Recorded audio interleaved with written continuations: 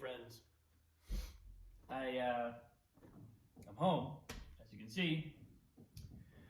Had a lovely flight back from Salt Lake City, and as I mentioned in my last post and the last couple of posts, I've kind of been drinking from a fire hose for the last couple of days, and so I thought my impulse today was just to let the music integrate things. I've talked about this before. A lot of times when I don't know what to say, either on this post or in the rest of my life, music has a way of, it's almost like massaging my mind. It just lets my mind rest while being awake, while having something to pay attention to, but not being called upon to think. Music takes us to a non-literal realm of meaning, a non-intellectual realm of meaning, and it can be just a way of, I'm feeling a need to let things just settle, integrate. So I've ended up here at the piano.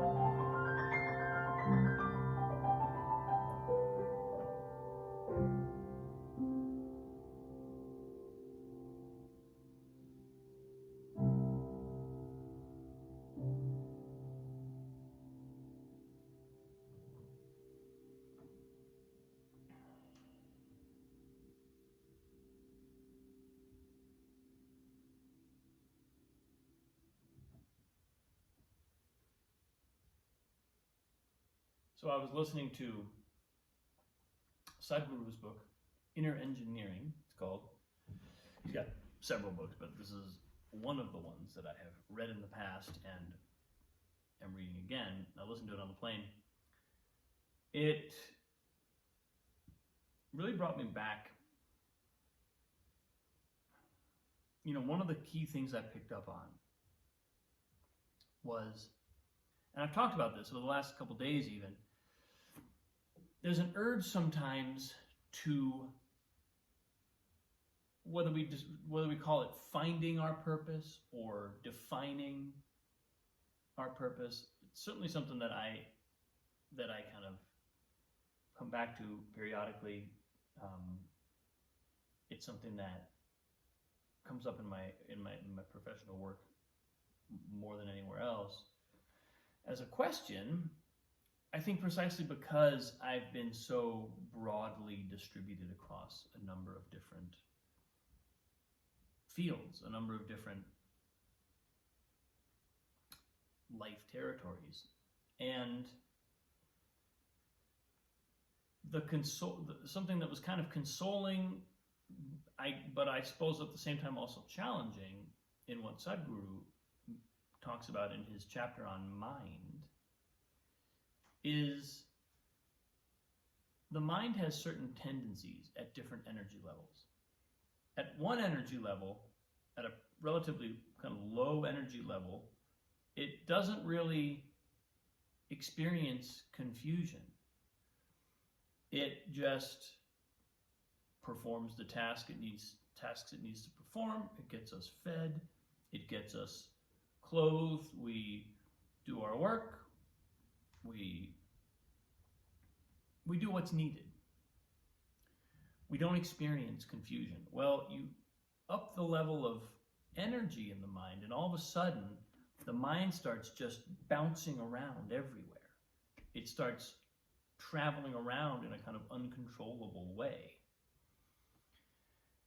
And it can feel like, well, we're worse off now than we were before, because our mind is no longer just serving us in a kind of simple way. It's actually gotten more scattered, and we're wasting more energy. We're using a lot more energy to accomplish the kind of basic tasks of life.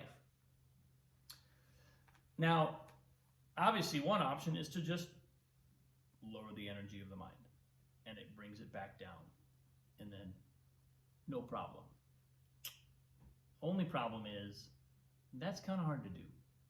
Once our mind has become energized, once we've kind of opened the channels of mental capacity, they don't just go away. Like, we can dumb them down, we can numb them, but it becomes harder to actually genuinely lower our vibration or our energy back down to that lower state. So what's the way? Well, you got to keep adding energy to the mind. You energize the mind even more, and it starts to sway like a pendulum from one thing back to the other thing, one thing back to the other thing. So it's not as scattered, but it's still not focused. It's still kind of in a state of flux. It's in a state of not really being totally under our control. Go up another level, and now we get to the place where the mind starts to really focus around specific things. We can keep it on a specific task. We become what's called, either in Buddhism or in Hinduism, one-pointed. We can have one-pointed focus, which means we can actually do what's most important to us. And furthermore, directing our energy towards what's most important to us becomes much easier. It's no longer the things that were attracting the mind all over the place, and the things that we were swaying between in the kind of pendulum phase, just kind of don't enthrall us anymore. We know what we want. Our mind it's very easy to direct our energy at what's important.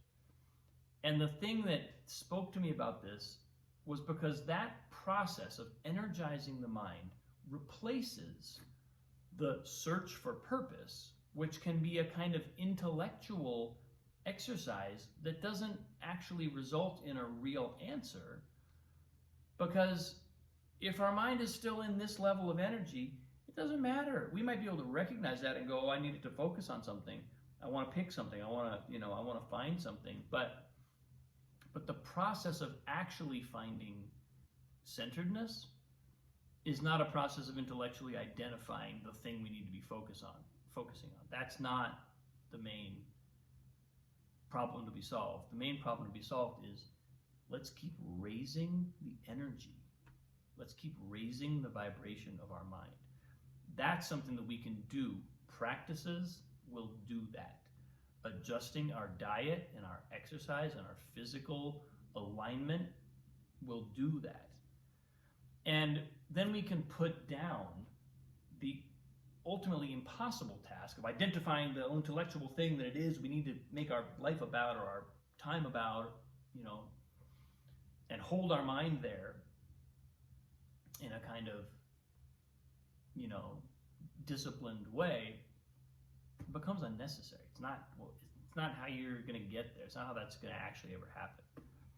So I was just reminded of that,